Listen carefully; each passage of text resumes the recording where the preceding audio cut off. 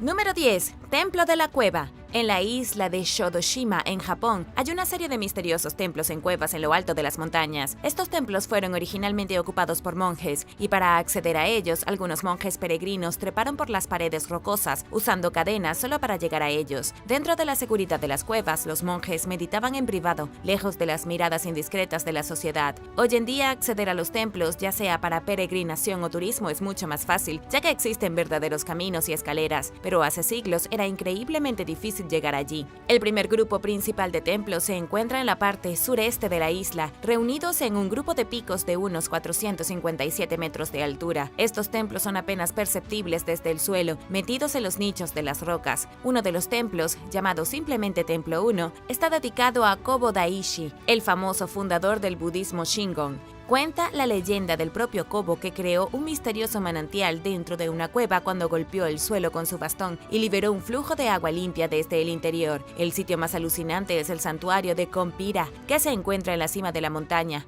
donde parece imposible que un ser humano haya construido algo. Sinceramente es increíble cómo alguien pudo haber escalado el acantilado con materiales de construcción. Sin embargo, el santuario sigue en pie hoy en día en una grieta en la roca, lo cual es misterioso y fascinante.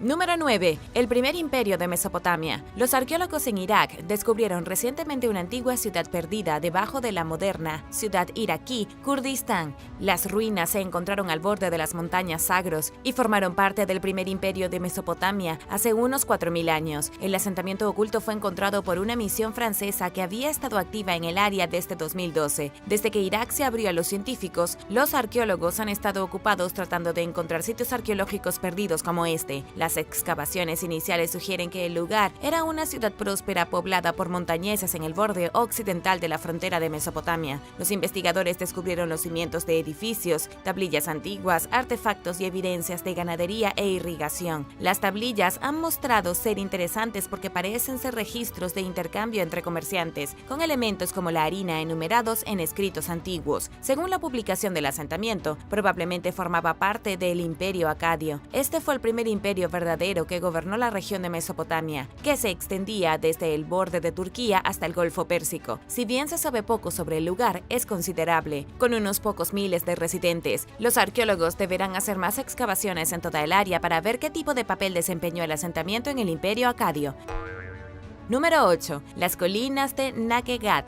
Las colinas de Nagegat se elevan a casi 914 metros sobre el nivel del mar en la India y son de un antiguo paso de montaña lleno de cisternas de agua, cuevas misteriosas y ruinas antiguas de hace mucho que fueron destruidas. El pico mismo de las colinas se encuentra en la cima de un acantilado que domina un vasto paisaje de bosques verdes y pastos ondulantes. Actualmente es un lugar popular para excursionistas y escaladores, pero la historia de las colinas se remonta mucho más atrás. Los antiguos comerciantes que se movían por la India se vieron obligados a cruzar las colinas. Debido a tantas caravanas que se movían a lo largo de la ruta, no sorprende que surgieran edificios aquí y allá. Los mercaderes pasaban la noche en cuevas o en puestos de avanzada instalados en las brumosas mesetas. De hecho, el nombre de Nanegat traducido es aproximadamente pase de monedas, ya que el área actuaba como una especie de cabina de peaje entre las regiones comerciales. Pero una de las cuevas más misteriosas se remonta aún más atrás, alrededor del siglo I a.C., durante la dinastía Satavahana. Hay inscripciones en esta cueva que se cree que tienen aproximadamente 2000 años. Estas inscripciones han fascinado a los historiadores por una razón principal. Según el especialista Grog Buller, las inscripciones son algunos de los escritos históricos más antiguos del oeste de la India. Las inscripciones hablan de deidades védicas y deidades hindúes, vinculando las dos regiones. Esto es importante porque demuestra que incluso con el surgimiento del hinduismo, las ideas védicas más antiguas aún se practicaban hasta el siglo I a.C. Número 7. El Peñón de Guatapé. El Peñón de Guatapé, o El Peñol, es un lugar increíble en Colombia. Aunque no es exactamente una montaña, es notablemente similar a una. En realidad es una roca enorme que pesa alrededor de 10 millones de toneladas y una vez fue adorada por los indios tajamíes como un dios, siglos antes de que aparecieran los españoles. El Peñón de Guatapé es el sitio más alto de 1 kilómetros a la redonda, visible desde casi cualquier lugar desde la ciudad circundante de Guatapé, Colombia, a unas 2 horas de Medellín. En el punto más alto de la roca, tiene una elevación elevación de 2.135 metros sobre el nivel del mar. Una escalera construida en la piedra compuesta por 659 escalones conduce a la cima, a la Piedra del Peñol. La vista desde la parte superior de la escalera es asombrosa y ofrece una vista panorámica del campo circundante. Los residentes convirtieron la roca en una atracción turística. ¿Hay alguna otra historia bastante inusual asociada con la roca? Las letras G e I aparecen pintadas al costado, pero en realidad era el comienzo del nombre del pueblo de Guatapé que se estaba pintando. Sin embargo, una turba de un pueblo vecino que también reclamaba la roca interrumpió el proceso, así que solo se completó un único trazo de la U. Los dos pueblos han tenido una larga disputa sobre la ubicación.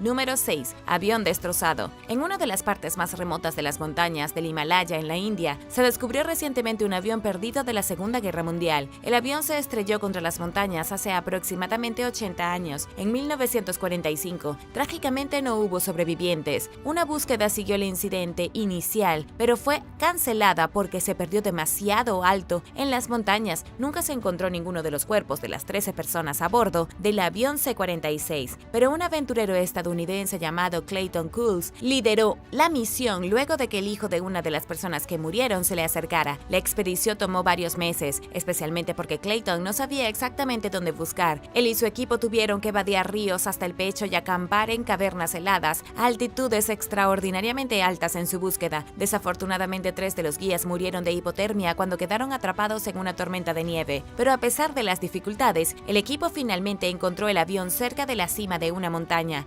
Identificaron los restos por el número de cola, aunque el avión estaba en muy mal estado. Pedazos del avión estaban esparcidos por las rocas y la nieve, y aunque ha sido identificado, el aventurero no encontró ningún cuerpo. Es probable que todavía estén allí escondidos bajo el terreno helado. ¿Crees que valió la pena toda la muerte y la miseria para dar un cierre a las familias del accidente original, o simplemente se agregó más tragedia a la original? Déjame saber tus pensamientos abajo en los comentarios. Pero primero, si eres un suscriptor que regresa, bienvenido de nuevo. Y si eres nuevo por aquí, también asegúrate de suscribirte y hacer clic en la campanilla de notificaciones, así no te perderás los próximos videos. Número 5. Ruinas prehispánicas. En la cima de una montaña en México, los expertos encontraron recientemente monumentos de piedra que se estima que tienen más de 1500 años. En realidad no fueron los expertos los que encontraron los monumentos, sino un grupo de aldeanos que reconocieron 2 artefactos de piedra como antiguos y llamaron a los profesionales para que investigaran. Los arqueólogos ahora creen que el sitio de la cima de la montaña fue una vez un lugar de mucha importancia. Creen que aquí había 7 pirámides, un enorme centro ceremonial y una cancha de juegos completa. Fue habitado por los zapotecas, el pueblo que dominaba el centro de México, el área que hoy es Oaxaca. Si alguna vez has ido a las grandes ruinas de Monte Albán, las dejaron los zapotecas. Los descendientes directos de los zapotecas todavía viven hoy en miles en toda la región. Algunos descendientes han conservado y aún pueden hablar su idioma antiguo. Lamentablemente, las pirámides, la cancha de juegos o cualquier otra estructura que pudiera haber estado en la cima de la montaña desaparecieron hace mucho tiempo. Lo único que queda en pie son las piedras descoloridas y las tallas que quedan en ellas. Al comparar las tallas con otras de los zapotecas, los investigadores creen que estaban destinadas a representar al dios del inframundo. No está claro qué significa todo esto en este momento. Las piedras fueron descubiertas en la cima de la montaña Cerro de Pena, a una altura de 1829 metros. El sitio habría estado oculto en el siglo VI y solo se podía acceder a él a través de un sendero rocoso de casi 3 horas de camino hacia arriba. Probablemente tenía una gran importancia ritual y definitivamente tenía algo que ver con el señor del inframundo. Número 4. Cocodrilos prehistóricos gigantes. Nueva evidencia ha revelado que en la provincia canadiense de Columbia Británica, ubicada justo al norte del estado estadounidense de Washington, alguna vez hubo cocodrilos gigantes. Se han descubierto fósiles de criaturas aterradoras en la montañosa región de La Paz de BC, cerca de Tumbling Ridge. Estos no eran simplemente cocodrilos, eran megacocodrilos prehistóricos. Los fósiles no son huesos reales, sino huellas dejadas por los cocodrilos hace unos 95 millones de años. Los investigadores también encontraron huellas de anquilosaurios y tortugas, pero son los cocodrilos los que realmente destacaron. Según la distancia entre cada impresión de garra, los investigadores dicen que el cuerpo tenía aproximadamente 11 metros. Eso los convierte en el doble del tamaño de cualquier cocodrilo vivo hoy en día. Hubiera sido un gran depredador del ápice y no algo con lo que quisieras enredarte. Número 3. Las supermontañas. Los científicos han hecho un extraordinario descubrimiento de algo que llaman supermontañas. Este descubrimiento no es algo encontrado en las montañas, sino un conjunto de montañas antiguas reales que desaparecieron hace mucho tiempo. Los investigadores publicaron sus hallazgos en una revista científica, detallando una cadena montañosa previamente desconocida a la que llamaron Nuna Supermountain. La cordillera existió hace 1800 millones de años. Estas grandes montañas existían en todo el continente extremadamente antiguo llamado Nuna, que combinaba lo que ahora conocemos como África, Euroasia, América del Sur y Australasia. Si bien es posible que las montañas en realidad no hayan sido más altas que los Himalayas, ciertamente eran más largas. Si bien la altura sigue siendo incierta, en términos de escala pura, hicieron que el Himalaya pareciera un montón de arena en la playa. Eran unas 3 veces más largas que toda la cordillera del Himalaya y se extendían aproximadamente 7.242 kilómetros. Aquí hay otro dato interesante. El equipo de investigación descubrió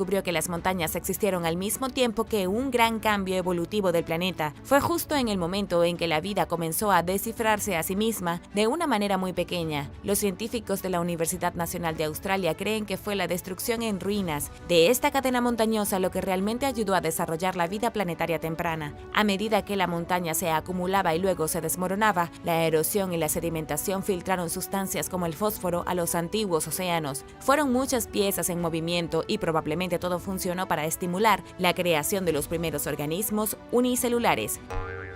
Número 2. Planta muy aterradora. Se ha encontrado un tipo completamente nuevo de planta carnívora que vive en lo alto de los pantanos de las montañas. La flor, llamada falso asfódelo, vive en los humedales del oeste de América del Norte a gran altura. Se puede encontrar desde las montañas de California hasta las montañas de Alaska, y aunque la planta en sí ha sido conocida por los científicos durante al menos 100 años, nadie supo que en realidad era una planta carnívora. No fue hasta que la botánica Shan-Shi Lin comenzó a investigar la misteriosa flor de la montaña que se dio cuenta de que era carnívora. Al estudiar de cerca el falso asfódeo, descubrió que obtiene la mayor parte de su nutrición al comer insectos. Tiene trampas muy pegajosas que usa para atrapar insectos que caen sobre ella. Luego absorbe sus nutrientes vitales, obteniendo aproximadamente 2/3 de su nitrógeno necesario para las víctimas vivas.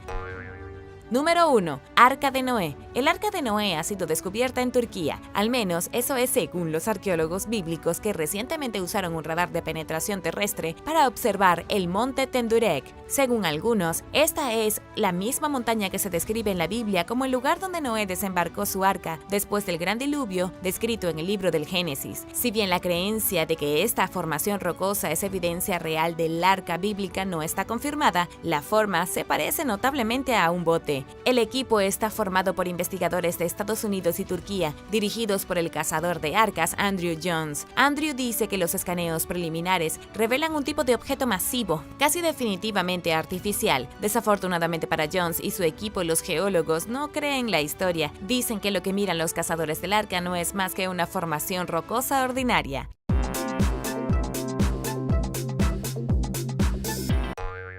Número 10. El Complejo Observatorio de Chanquillo. El Complejo Observatorio de Chanquillo en Perú cuenta con la friolera de 13 torres de piedra. Estas torres fueron construidas entre el 250 y el 200 a.C., hace poco más de 2000 años. Se consideran una tecnología antigua avanzada porque las torres de piedra funcionaron como un calendario marcando la salida y la puesta del sol durante diferentes épocas del año. De hecho, se considera el observatorio solar más antiguo de América. Los científicos lo han llamado una obra maestra del genio creativo humano.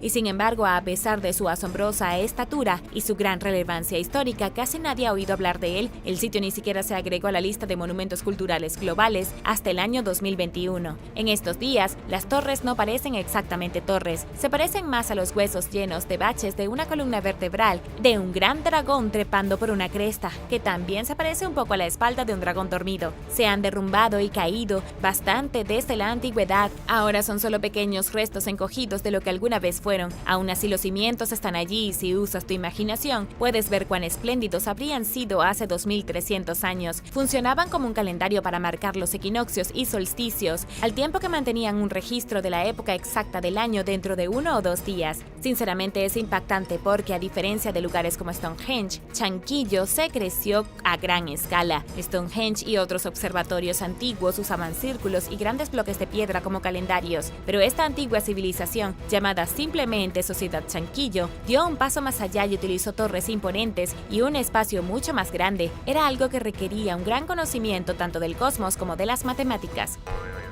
Número 9. El telégrafo hidráulico. Según el antiguo historiador griego Polibio, un hombre llamado Eneas Táctico inventó el telégrafo hidráulico hace más de 2000 años, en el 350 a.C.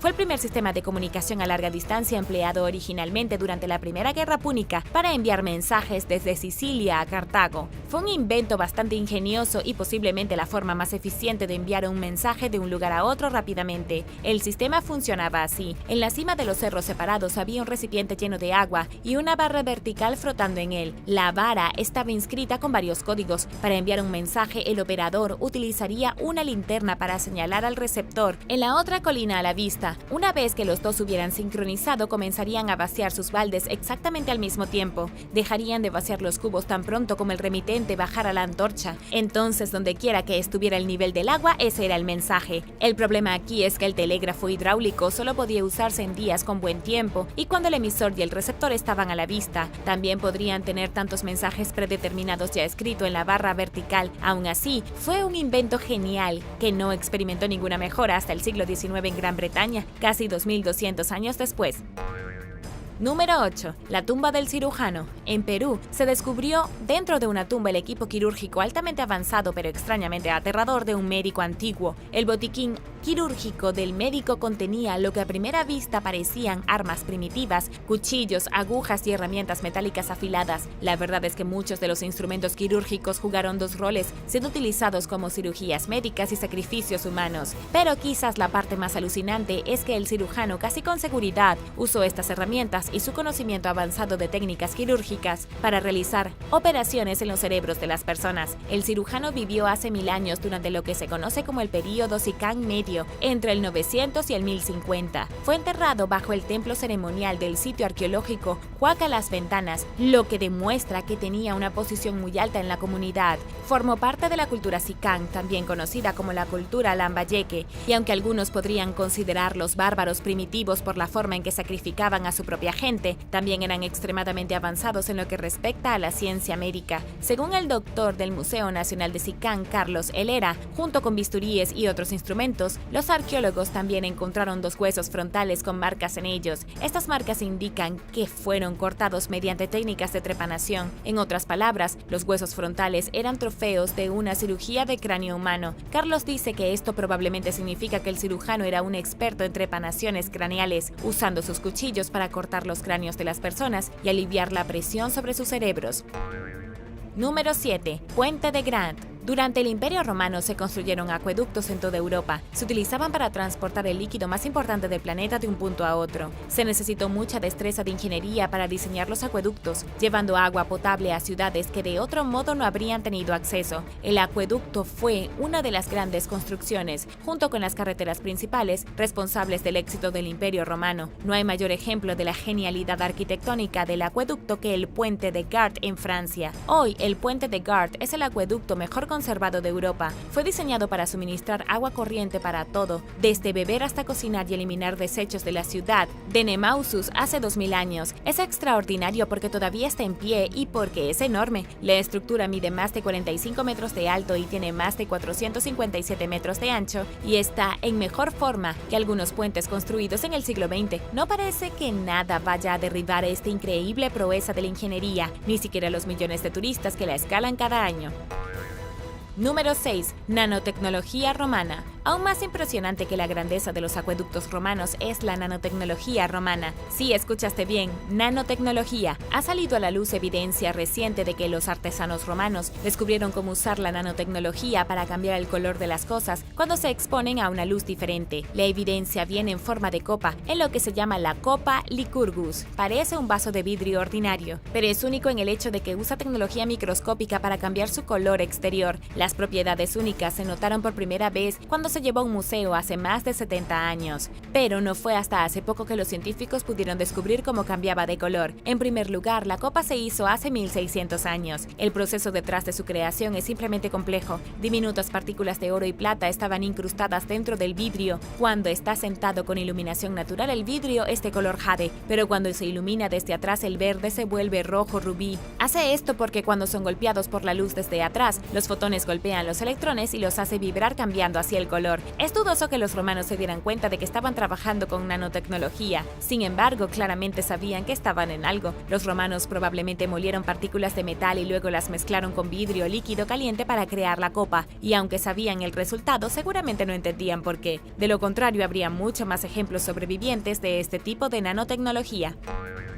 Número 5. La espada vikinga del futuro. Las misteriosas espadas Ulfberht de vikingos se crearon utilizando tecnología del futuro. De hecho, estas armas antiguas han dejado atónitos a los arqueólogos durante años, y los expertos están confundidos sobre cómo la fabricaron los vikingos medievales. El problema es que los vikingos forjaron estas espadas usando tecnología que no apareció hasta otros 1000 años después de que desaparecieron. Todas las espadas datan de los siglos 9 y 11, forjadas durante un periodo de transición entre el armamento vikingo primitivo y las espadas más avanzadas utilizadas por los caballeros medievales. Miles de ellas se dispersaron por toda Europa, y aunque hoy en día solo se conservan alrededor de 100 espadas, la mayoría extraídas de entierros vikingos. Aún más misterioso es que después del 1100 después de Cristo, las espadas desaparecieron y nada con la calidad remotamente similar volvió a aparecer hasta el siglo XVIII. Todas las espadas tenían inscrito el nombre Ulfberht, que los arqueólogos creen que es una especie de marca antigua. Sin embargo, nadie puede ponerse de acuerdo sobre si este era el nombre del lugar donde se fabricaron las armas o el nombre de la persona que ideó la tecnología. Ahora sabemos por qué eran tan especiales. El metal de las hojas ha sido comparado en resistencia y calidad con el acero moderno. Antes de la aparición de estas espadas, las hojas vikingas estaban hechas de acero de baja calidad que se rompía como el cristal. Luego, de la nada, aparecieron de repente espadas de la misma calidad que el acero moderno del siglo XXI. Es extraño porque los herreros ni siquiera deberían haber tenido la tecnología para calentar el mineral del hierro, lo suficiente como para crear un acero tan magnífico. Habrían necesitado hornos calentados a más de 1649 grados Celsius. ¿Cómo crees que hicieron esto? Déjame saber tus teorías abajo en los comentarios. Pero primero, si eres un suscriptor que regresa, bienvenido de nuevo. Y si eres nuevo por aquí, también asegúrate de suscribirte y hacer clic en la campanilla de notificaciones, así no te perderás los próximos videos. Número 4. Superhilo de la Edad de Bronce. La gente de la Edad de Bronce descubrió cómo hacer un superhilo, un hilo muy avanzado que se utiliza para fabricar todo, desde ropa hasta materiales de construcción. Hace 3800 años, tanto en Gran Bretaña como en toda Europa, la elaboración de hilos se hizo repentinamente popular. Fue un gran salto tecnológico, pasando del primitivo hilado de tiro de fibras vegetales a un proceso llamado empalme. Según la doctora Margarita Gleva del Instituto McDonald para la Investigación Arqueológica, la invención del empalme marcó un importante punto de inflexión en la civilización. Aún más interesante es que un nuevo estudio ha demostrado que no solo los egipcios predinásticos descubrieron cómo hacer textiles perfectos, sino también los europeos de la Edad de Bronce. He aquí por qué fue un gran paso adelante en la civilización. El hilado por tiro era un proceso de extraer fibras de una masa y luego torcerlas usando un uso giratorio. Ocurrió exactamente al mismo tiempo que la primera urbanización humana y el primer crecimiento real de la población. También coincidió directamente con una importante migración humana a través de la región mediterránea. Aprender a crear textiles fuertes permitió barcos más rápidos y más grandes y un procesamiento más rápido de los materiales. Fue una de las primeras tecnologías reales que permitió a los humanos llegar más lejos que nunca. Número 3. La tecnología propaga la enfermedad. El descubrimiento de un huevo de parásito dentro de una tumba de 6200 años ha demostrado algo un poco extraño. El huevo parásito es evidencia directa de un efecto secundario no deseado de los primeros sistemas de riego agrícola del Medio Oriente. Parecía que con el nacimiento de la irrigación en Siria hace más de 6000 años, los pueblos antiguos lograron propagar enfermedades sin darse cuenta, con más eficacia que nunca. El huevo de parásito eventualmente se habría convertido en un parásito platelminto, algo que vive en los vasos sanguíneos, dentro de la vejiga y los intestinos. Las personas infectadas con este tipo de parásito padecen de una enfermedad llamada esquistosomiasis. Provoca todo tipo de problemas desagradables, desde cáncer de vejiga hasta insuficiencia renal, pero hasta la introducción del riego de cultivos de la antigua Mesopotamia no era un gran problema. La tecnología hecha por el hombre fue responsable de los primeros brotes importantes de la enfermedad. Según el Dr. Piers Michael de la Universidad de Cambridge, quien haya contraído el parásito lo habría hecho mediante el uso de sistemas de riego. Antes de hace 7500 años, el parásito estaba restringido a vivir su vida temprana dentro de caracoles de agua dulce y luego adherirse a las personas que nadaban en el agua. El parásito se enterraría en la piel y luego causaría la enfermedad, pero los sistemas de riego distribuyeron el agua a los cultivos, que luego se distribuyeron a las masas, dando a los parásitos 1000 nuevas vías de infección. Ahora podrían infectar a las personas sin tener que esperar a que vinieran a nadar. Fueron distribuidos por el sistema de riego. Número 2. El antiguo sistema vial maya. Una de las mayores tecnologías implementadas por los mayas fue un sistema de carreteras que unía el gran imperio. Estos caminos se llaman sacbe y eran bastante diferentes de los caminos pavimentados de la antigua Roma. Los caminos mayas estaban hechos en enormes piedras cubiertas de escombros, y encima de los escombros había piedras cilíndricas y capas lisas de estuco. Esto creó carreteras reales, amplias extensiones de pavimento primitivo de unos 1.2 metros sobre el nivel del suelo. En algunas partes del pantanoso imperio, las carreteras podían tener una altura de 2,5 metros para atravesar el terreno pantanoso. Uno de los mayores problemas al tratar de determinar cuán vasto era el sistema vial maya es que casi todo se ha ido. 1100 años después, las mismas selvas salvajes se han tragado la mayoría de las ruinas mayas y también se han tragado sus caminos tecnológicamente avanzados. Hasta el momento, el más largo descubierto se extiende una distancia de 97 kilómetros entre Cobá y Yaxuna, pero los historiadores creen que algunos de los más largos tenían al menos 161 kilómetros de largo, y si bien esto puede no parecer mucho, era bastante grande. Ten en cuenta que la civilización maya cubrió un área de 841.746 kilómetros cuadrados. Usaron estos caminos elevados para conectar los centros ceremoniales con comunidades rurales y las principales ciudades entre sí. Permitió a las personas moverse a través del traicionero terreno de la jungla con mucha más facilidad, lo que ayudó con todo, desde el comercio hasta la guerra. Número 1. La luz de Dendera. La luz de Dendera es la primera evidencia de uso de una bombilla en Egipto, o simplemente una representación antigua realmente coincidente de una serpiente mítica en un útero. La luz no era un artefacto físico, sino un relieve de piedra en el templo de Hathor, que a su vez se encontraba en el complejo del templo de Dendera. La representación muestra lo que parece ser una bombilla eléctrica muy larga con un cable y un filamento, empuñada por el faraón o sirviente desconocido. Es difícil de decir. La bombilla, que parece un tubo de rayos catódicos moderno, también parece estar conectada mediante un cable largo a una batería. A primera vista realmente parece una bombilla. Investigadores marginales afirman que prueba que los egipcios descubrieron cómo crear una bombilla miles de años antes que nadie. La verdad es que probablemente sea un poco menos emocionante. Los egiptólogos creen que es solo una coincidencia. Dicen que la serpiente dentro de la bombilla es en realidad el dios serpiente Sematawi. Está saliendo de una flor de loto que parece ser la base del bulbo. El tallo de la flor es lo que supuestamente es el cable conectado con una fuente de energía. En cuanto al bulbo alrededor de la serpiente, se supone que representa el útero de Nut. Nut es la diosa de la noche. Con todas estas cosas juntas, el relieve es realmente solo una representación del sol naciente conquistando la noche a través del dios serpiente, que se eleva por medio del loto y nace del útero de la diosa de la noche. Es un bocado y probablemente la forma más enreversada de dibujar un amanecer, pero así eran los antiguos egipcios. O inventaron la bombilla, de la que nunca se han encontrado pruebas físicas, o simplemente les gustaban los relieves complicados en las paredes de los templos.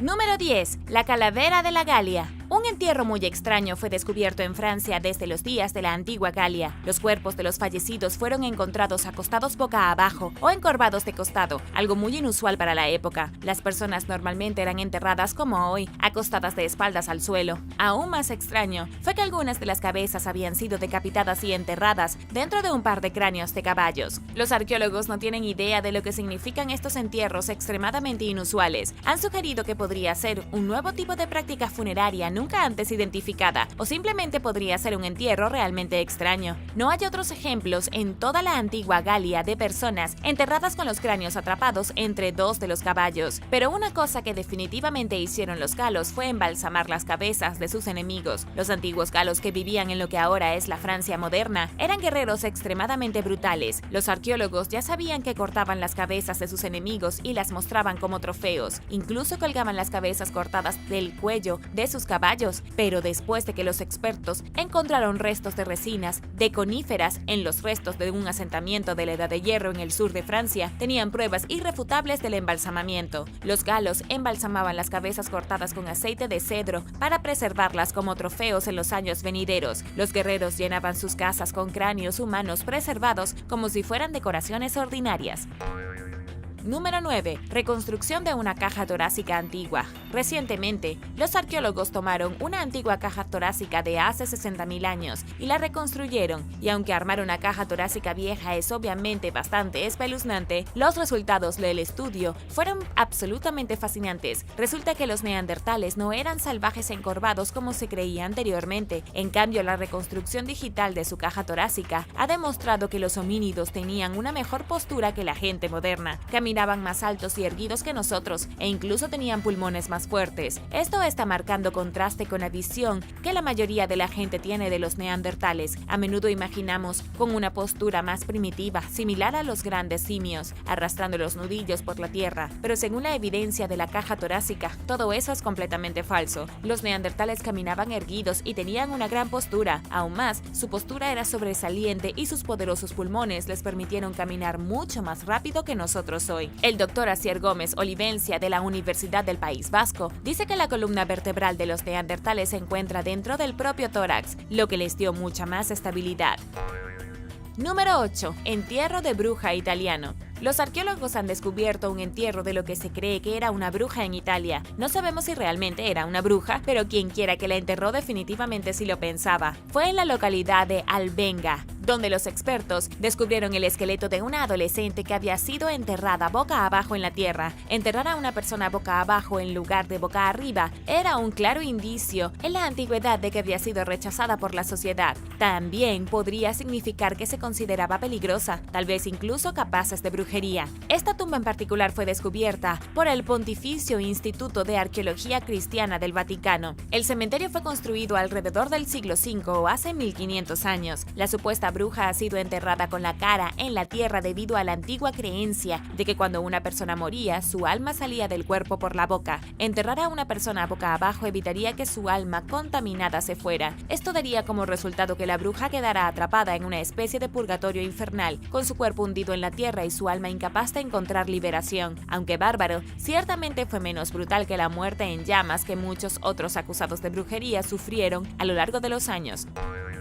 Número 7. Trabajos forzados. Los arqueólogos han encontrado evidencia de un trabajo duro y tiempos difíciles en los huesos de los restos encontrados en un antiguo cementerio egipcio. El cementerio está en la ciudad de Amarna, en la gran capital del faraón hereje Akenatón. Por fuera, la ciudad parece haber sido un paraíso. Los arqueólogos han encontrado tallados en las paredes que representan bueyes gordos, almacenes llenos de grano y pescado y músicos dando serenatas en fiestas y banquetes organizados por el gran faraón en persona. Pero una nueva investigación ha demostrado que la vida no era tan buena para la gente común. Los investigadores analizaron docenas de esqueletos de un cementerio de plebeyos con la esperanza de encontrar alguna evidencia de esta riqueza compartida. En cambio, lo que encontraron fueron niños desnutridos, adultos con cuerpos destrozados por toda una vida de trabajo duro y la evidencia física de enfermedades y lesiones. Jerome Rose, de la Universidad de Arkansas, dice que los cuerpos excavados en el cementerio de plebeyos se encuentran entre algunos de los cadáveres más estresados y plagados de enfermedades que se han encontrado en Egipto. Estas personas eran miserables. Los que estaban en el poder en la antigua Amarna pueden haber estado viviendo una vida de lujo, pero la evidencia muestra de que todos los demás en el 1350 a.C. les estaba yendo mucho peor. Se ha estimado que unas 30.000 personas vivieron en Amarna durante sus breves 15 años como capital, mientras que el 10% de la población eran élites ricas. Las masas restantes eran campesinos pobres.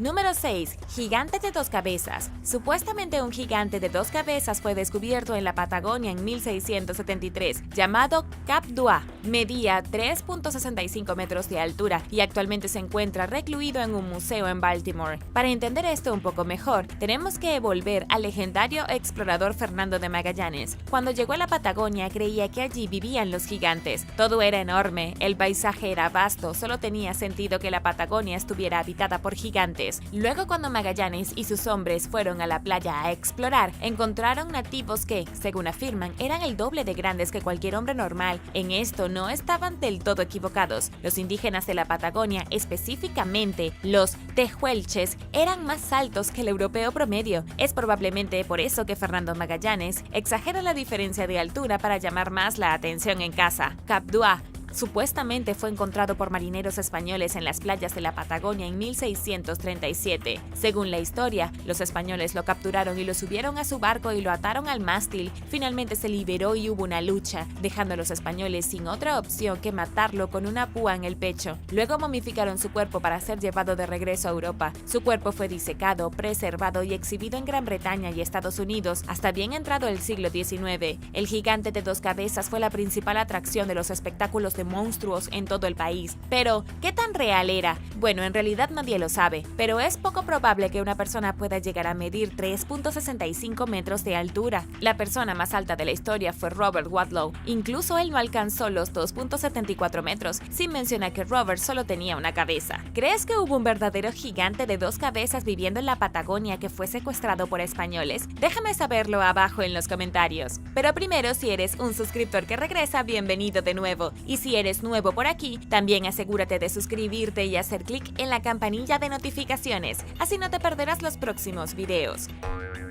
Número 5. Hueso enhebrado. Un equipo internacional de arqueólogos ha hecho un descubrimiento bastante espeluznante en Perú. Examinaron 200 ejemplos de vértebras humanas que habían sido ensartadas en postes de caña entre los años 1450 y 1650. Este periodo fue el final de la civilización inca y el comienzo de la colonización europea. Basta decir que fue un momento muy turbulento en la historia de América del Sur. Hubo hambruna generalizada, muchas enfermedades y frecuentes profanaciones de tumbas indígenas por parte de los europeos. Los indígenas no estaban contentos con la profanación de sus tumbas. Investigadores de la Universidad de East Anglia descubrieron que los pueblos indígenas idearon una forma de reconstruir a los muertos después de haber sido tan descaradamente irrespetados por los europeos. Enhebraron vértebras en postes en una especie de ritual para volver a unir a los antepasados muertos. Fue triste para los nativos, que vieron su cultura, sus ancestros y sus hogares completamente destruidos por extraños. Para darte una idea aproximada de lo brutales y despiadados que eran los españoles, escucha esto. La población indígena disminuyó de 30.000 cabezas de familia en el año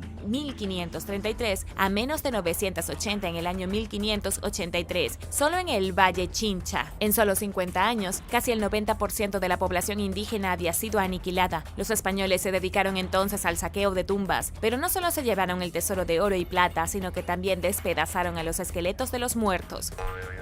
Número 4. Entierro masivo de la peste. Se ha identificado un sitio de entierro masivo de peste muy raro en Inglaterra. El sitio fue encontrado en los terrenos de un hospital de monasterio del siglo XIV en Lincolnshire. Arqueólogos profesionales de la Universidad de Sheffield han excavado un poco menos de 50 esqueletos. Los esqueletos, la mayoría de los cuales resultaron ser niños, todos murieron directamente a causa de la peste negra. Todos hemos oído hablar de la peste antes, pero aquí hay un resumen rápido de lo terrible que fue. Entre 1346 y 1353, entre 75 y 200 millones de personas en Europa murieron a causa de la enfermedad. Fue la mayor pandemia jamás registrada en la historia de la humanidad. Muchas comunidades locales se vieron completamente abrumadas cuando la peste negra arrasó la ciudad. A menudo mataba a tanta gente que convertía a pueblos enteros en pueblos fantasmas. Aquí en Lincolnshire, eso fue probablemente lo que pasó. 27 niños y 21 adultos murieron casi al mismo tiempo, lo que obligó a los que quedaron a enterrar a sus muertos en una fosa común.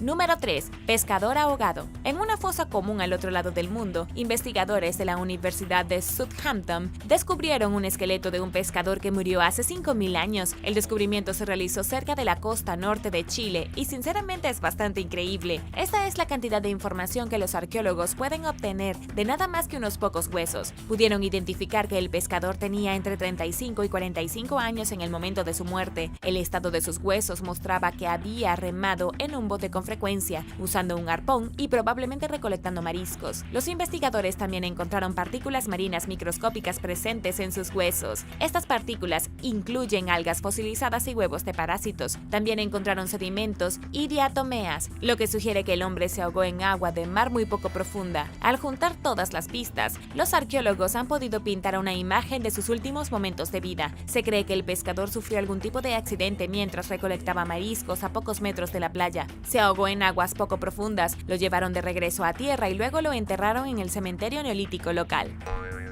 Número 2. Momias de antiguos niños. Dentro de una tumba antigua cerca de Lima, en Perú, los arqueólogos descubrieron 6 niños momificados. Sus diminutos esqueletos fueron encontrados envueltos en telas dentro de la tumba de un hombre. Los expertos creen que los niños fueron sacrificados para que pudieran acompañar al muerto al más allá. Era una especie de noble, quizás una figura política muy respetada. Nadie ha podido averiguar su nombre, por lo que su identidad sigue siendo un misterio. Lo que sí sabemos es que los 6 niños probablemente fueron asesinados por la única razón de unirse al hombre misterioso en la próxima vida. En lo que los investigadores estarán trabajando ahora es en tratar de averiguar por qué un hombre necesitaría 6 hijos para acompañarlo al mundo inferior. El arqueólogo Peter Van Dalen dice que los niños pueden haber sido parientes cercanos. Fueron descubiertos colocados en la entrada de la tumba, cada uno apilado sobre el otro. Tal vez eran parientes. También podría ser un sacrificio o sus cuerpos estaban presentes por alguna razón completamente desconocida. De cualquier manera, este es uno de los descubrimientos arqueológicos más aterradores jamás encontrados en Perú.